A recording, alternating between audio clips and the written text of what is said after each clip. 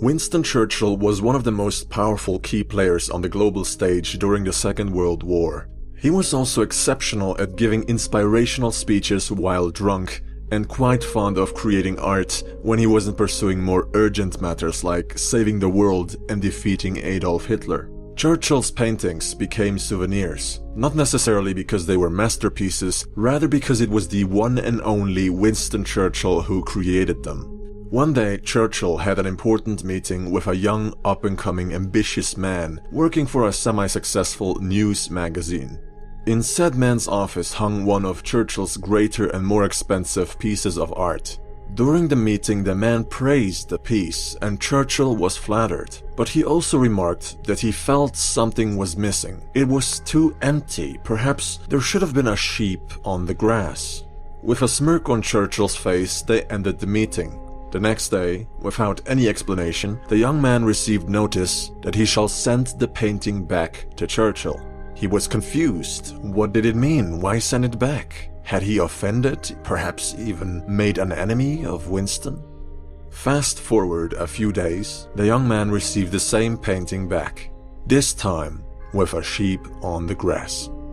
What happened here? Unlike most people, Churchill did not hold grudges over well-intentioned and respectfully voiced criticism. He was one of the most powerful men in the world at that time. Why should he care what some inexperienced greenhorn nobody thinks of his art?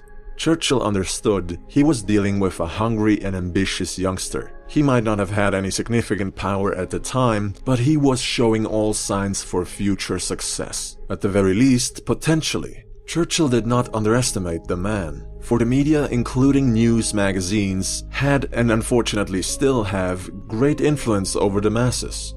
Churchill knew doing this little favor for the young man was of great importance. It wouldn't take long until he became the head of one of the most popular news outlets nationwide.